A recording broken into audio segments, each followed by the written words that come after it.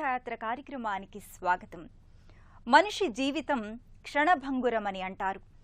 లిప్తకాలం కూడా లేని ఈ జీవితాన్ని అనవసరమైన ఆలోచనలతో, స్వార్థపూరిత రాగద్వేషాలతో కష్టతరం చేసుకుంటూ ఉంటారు. మానవ జీవితంలోని సమస్యలన్నింటి పరిష్కారానికి, మానసిక ప్రశాంతతకు ఏకైక మార్గం ఆలయాల దర్శనమని పెద్దలు చెబుతారు.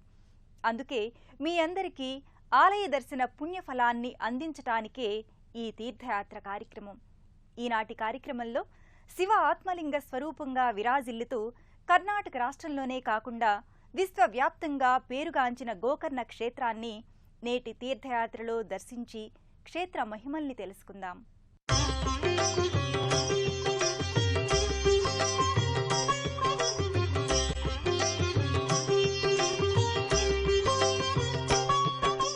శివుడు పంచభూతాత్మజుడు కదా. ఆయన లేనిదెక్కడని చెప్పగలం. సమస్త ప్రకృతిలోనే కాదు, సకల జీవులలోనూ నిండి ఉంటాడు. హైందవానికి పవిత్రమైన పశువు కామధేనువు, గోవు. ఆ గోవు చెవిరూప శివలింగమై ఉన్నాడు కాబట్టి గోకర్ణేశ్వరుడంటారు. గోకర్ణ క్షేత్రాన మహాబలేశ్వరుడిగా పూజలందుకుంటున్న పరమశివుణ్ణి దర్శించుకుందాం. పరమశివుని ఆత్మలింగం కొలువైన ఈ క్షేత్రం దక్షిణ కాశీగా ప్రసిద్ధి చెందింది. అగ్నాశిని మరియు గంగావతి అను రెండు పుణ్య నదుల నడుమ ఉన్న ఈ క్షేత్రం అతి ప్రాచీనమైనది. గోకర్ణ అంటే గోవు చెవి అని అర్థం.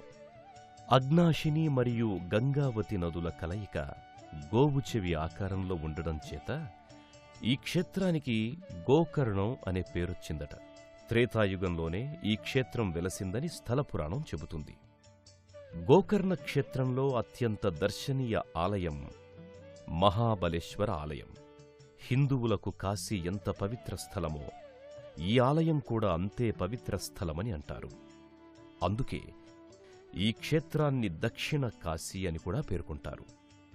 పవిత్రమైన 7 ముక్తి క్షేత్రాలలో ఒకటిగా పూజిస్తారు.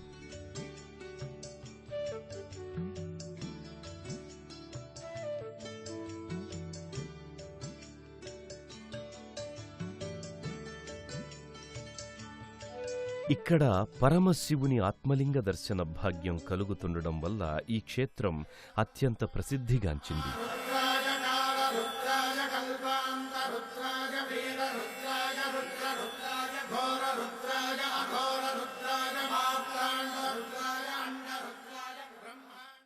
రావణుడు శివుని ఆత్మలింగాన్ని లంకలో ప్రతిష్ఠించాలని భావించాడు. కాని దేవతలకు అది ఎంతమాత్రం ఇష్టం లేదు. అందుకే ఆత్మలింగ ప్రతిష్టను భగ్నం చెయ్యడానికి శ్రీ మహావిష్ణువు తన మాయతో సూర్యాస్తమయం ముందుగానే అయ్యేట్లు చేశాడు. అలా సూర్యాస్తమయం కాగానే రావణుడు సంధ్య వార్చుకోవడానికి సంసిద్ధుడయ్యాడు. సరిగ్గా అదే సమయానికి వినాయకుడు బ్రాహ్మణ బాలకుని వేషంలో అక్కడికొస్తాడు.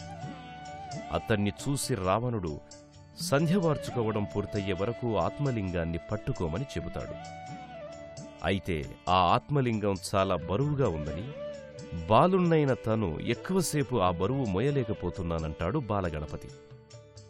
తాను మోయలేని పక్షంలో తనను 3 సార్లు పిలుస్తానని, ఆ తరువాత ఆత్మలింగాన్ని భూమిపై పెట్టేస్తానని చెబుతాడు. సరేనని ఒప్పుకొని రావణుడు సంధ్యవార్పుకు వెళ్లగానే గణపతి 3 సార్లు రావణుణ్ణి పిలిచి అతడు రాకపోవడంతో ఆత్మలింగాన్ని నేలపై పెట్టేస్తాడు. అలా వినాయకుడు ఆత్మలింగాన్ని నేలపై నిలిపిన స్థలమే గోకర్ణ పుణ్యక్షేత్రమయ్యింది.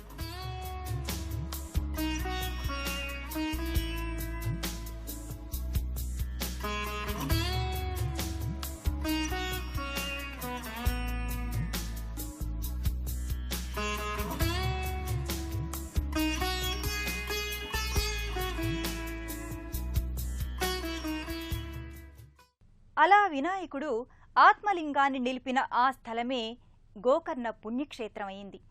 శివుడి ఆత్మలింగం ఇక్కడ ఉండడంచే గోకర్ణని భూకైలాస్గా భక్తులు కొలుస్తారు. అణువణువు ఓంకారనాదాలతో ప్రతిధ్వనించే శ్రీ మహాబలేశ్వర ఆలయంలోకి ప్రవేశించగానే ఆత్మలింగ నమూనా మనకు దర్శనమిస్తుంది. ఆ నమూనాకు దిగువన ఓ సాలగ్రామం కనిపిస్తుంది. ఆ సాలగ్రామ పీఠం మధ్యలో ఒక రంధ్రం ఉంటుంది. ఆ రంధ్రంలోకి చూస్తే నిజమైన శివ ఆత్మలింగ దర్శన భాగ్యం కలుగుతుంది. భక్తులు ఎవరైనా సరే ఆత్మలింగాన్ని చేతితో స్పర్శించవచ్చు.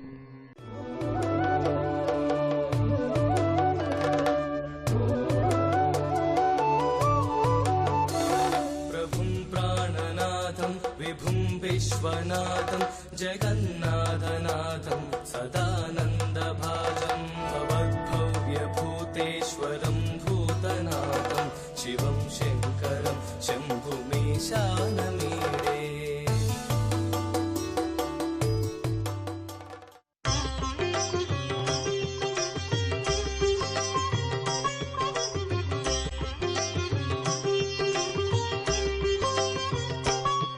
శివుడు అందరివాడు, అందరికీ అందేవాడు. అభిషేక ప్రియుడు కదా. భక్తులు చేసే అభిషేకాలు, పూజలు చేసేవారికే కాదు, చూసేవారికి ఎంతో పుణ్యఫలం.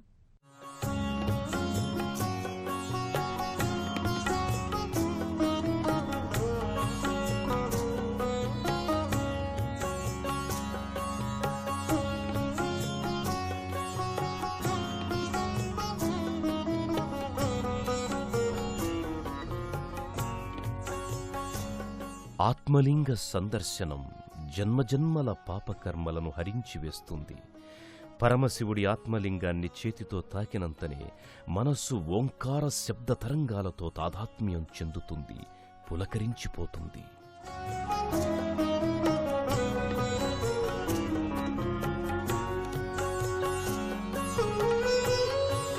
సందర్భంగా స్వామి ఆత్మలింగం నేలపై పెట్టిన బాలకుడు గణేశుడని రావణుడు గుర్తించాడు.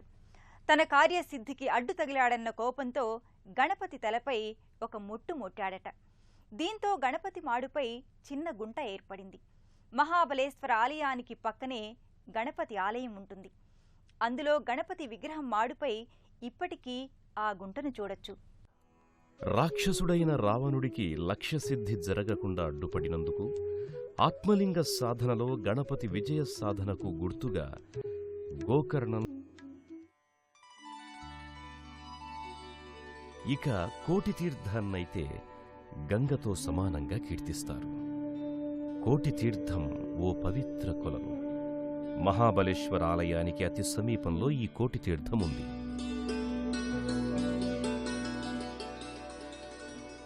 శ్రీ మహావిష్ణువు వాహనమైన గరుత్మంతునిచే ఈ తీర్థం సృష్టించబడింది.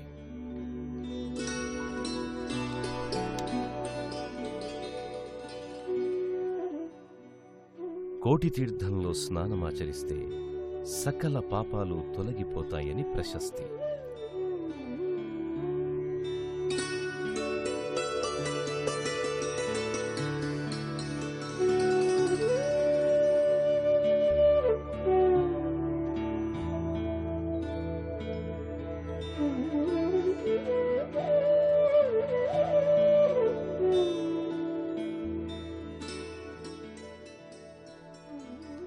మహాబలేశ్వర ఆలయంలో హిందువులు తమ పూర్వీకుల కర్మలను కూడా పూర్తి చేస్తారు.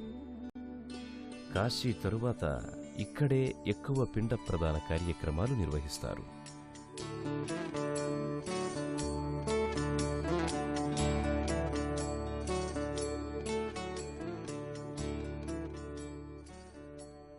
గోకర్ణ క్షేత్రంలో భద్రకాళి ఆలయం కూడా ఉంది. గోకర్ణ క్షేత్రాన్ని భద్రకాళి సంరక్షిస్తుందని ప్రతీతి. మహాబలేశ్వర ఆలయానికి సుమారు 1 కిలోమీటర్ దూరాన ఈ ఆలయం నెలకొని ఉంది.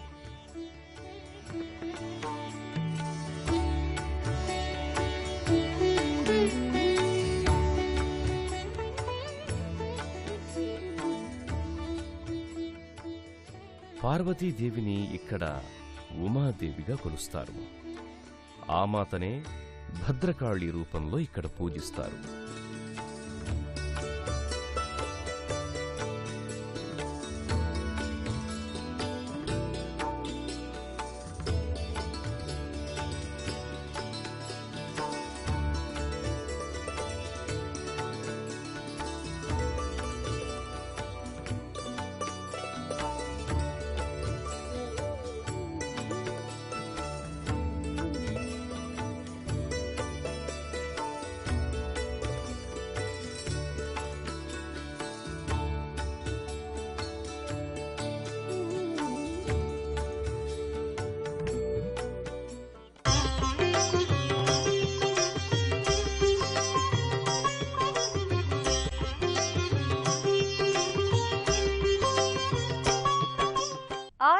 మహాలోగిలి ఈ గోకర్ణ క్షేత్ర వాకిలి. ఓ ఉజ్జయినిలా, ఓ కాశీ క్షేత్రంలా ఈ గోకర్ణంలో అడుగడుక్కి ఓ గుడి భక్తుల కోసం వెలిశాయి. కాలభైరవుడు, భద్రకాళి, శ్రీకృష్ణుడు ఇలా శైవ వైష్ణవ దేవతల ఆలయాలెన్నో ఉన్నాయి. వాటిని కూడా దర్శించుకుందాం రండి మరి. గోకర్ణ క్షేత్రంలో దాదాపు 86 దేవాలయాలున్నాయి. వాటన్నింటినీ దర్శించుకుంటే మహాపుణ్యం కలుగుతుందని చెప్తారు. ఇక్కడ శ్రీకృష్ణ దేవాలయం, కాలభైరవ దేవాలయం సందర్శకులను విశేషంగా ఆకర్షిస్తాయి. గోకర్ణ క్షేత్రంలో ఉన్న శ్రీకృష్ణ దేవాలయంలో ఈశ్వరుడు హరిహర రూపంలో దర్శనమిస్తాడు.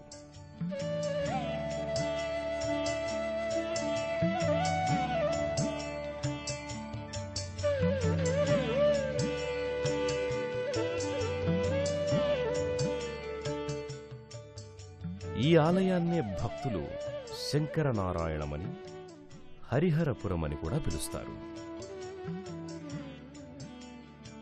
ఈ చోట చేసిన జపము దానవులకు విశేష ఫలమును చేకూరుస్తుంది అంటారు. శ్రావణ శుద్ధ ఏకాదశి నుండి పూజలు నిర్వహిస్తే పాపకర్మలు తొలగిపోతాయని, శివ సాయుధ్యము, విష్ణు సాయుధ్యము కలుగుతాయని విశ్వసిస్తారు.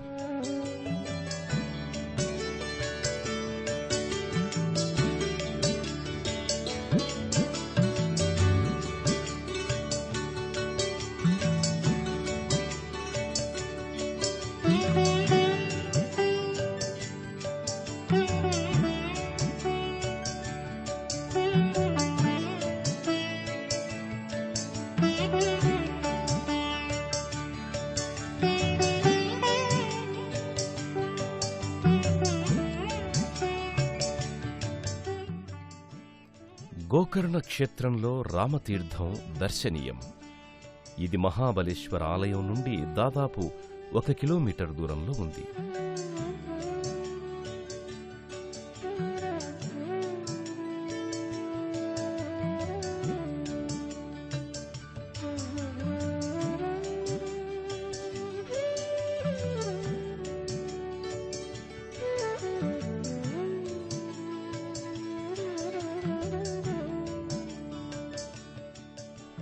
మహాశివుని పరమభక్తుడైన రావణుడి సంహారానంతరం శ్రీరాముడు గోకర్ణకు వచ్చి తీర్థలింగాన్ని స్థాపించి ఈశ్వరారాధన చేసి బ్రహ్మహత్యా పాతకం నుంచి విముక్తి పొందాడు.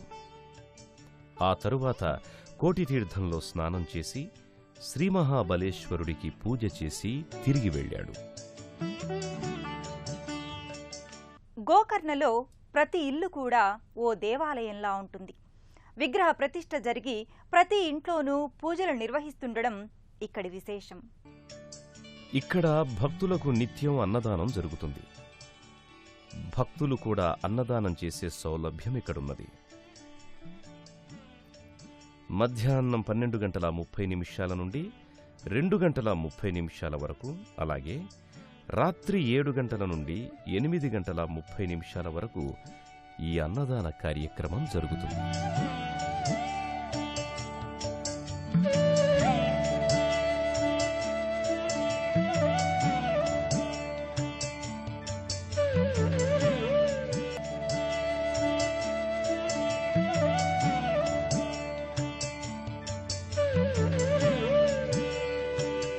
అక్టోబర్ మాసం నుండి మొదలుకొని మే వరకు ఈ క్షేత్రాన్ని దర్శించుకోవడానికి వీలుగా ఉంటుంది. గోకర్ణకు వెళ్ళాలి అనుకునే భక్తులు ముందుగా హుబ్లీకి వెళ్ళాలి. హుబ్లీకి విమానం, రైలు మరియు బస్సు సౌకర్యాలున్నాయి. అక్కడ నుండి గోకర్ణకు విరివిగా బస్సు సౌకర్యం ఉంది. దారిద్ర దుఃఖ దహనాయ నమశివాయ అని శివ పంచాక్షరిలో శివుణ్ణి స్మరించుకుంటాం కదా. మన సకల బాధల్ని, సర్వ దుఃఖాల్ని దహించి హరించి మనకు సుఖ సౌఖ్యాల్ని ప్రసాదించమని ఆ పార్వతీ హృదయేశ్వరుణ్ణి మనసారా ప్రార్థిద్దాం. మరో క్షేత్ర దర్శనంతో మళ్ళీ కలుద్దాం. నమస్కారం.